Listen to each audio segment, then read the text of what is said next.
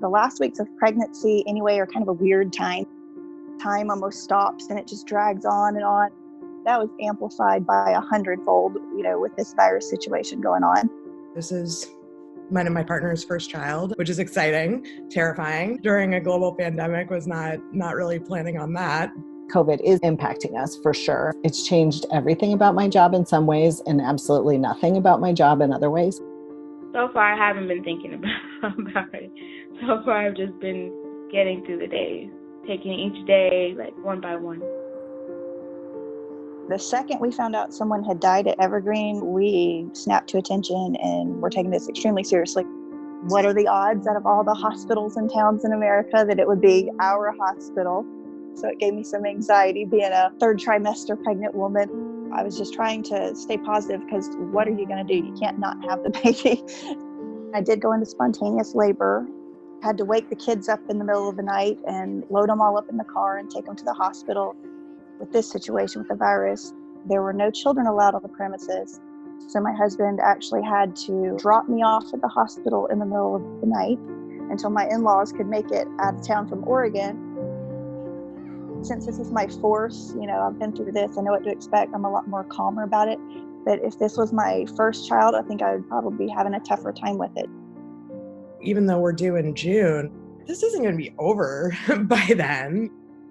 That's the thing that's making me sad right now. It's my parents' first grandchild. They're not going to be able to come over and hold the baby. We got a pretty serious heart defect diagnosis at 20 weeks, but we lucked out and the prognosis that we got was pretty good. We know the baby has to go to the NICU. We know that the baby might have to have surgery right after it's born. Is the healthcare system going to be stressed? That's really what I've been worried about. They're minimizing my doctor's appointments. They're switching a lot of them to telehealth. The appointments I've had, I've been the only person in the waiting room. It's going to be really different to do this alone. I started trying to go out to walk more, since that's what I'm supposed to be doing. But even that, it's just I feel oh my goodness, should I even be outside? Can't really pass people, even on the sidewalk. Every day is kind of a battle. Either stay inside by myself, which starts to make me feel really unhappy, or get out, which makes me really nervous. Beforehand, I was working as an assistant and as a nanny. Really, for the most part, I'm not working. All the positions that are really immediately open are kind of detrimental to my health. Working in the public at a grocery store, all these things I would definitely do if I wasn't pregnant. August is only 4 months away, and I have to save money for this baby. I didn't imagine that I would be doing so much in this pregnancy alone. I don't want to be the only one to hear baby's heartbeat or to see them. I also don't want to be the only one in the room when my doctor's giving me information. My support system, they have questions that I might not think of. One of the biggest concerns for me is that if you take labor support out of the equation, everyone that already has the worst health outcomes is going to be disproportionately impacted. And I think especially for folks who are not going to see themselves reflected in their care team, for people of color, for queer and trans folks, it was not easy being a pregnant trans person.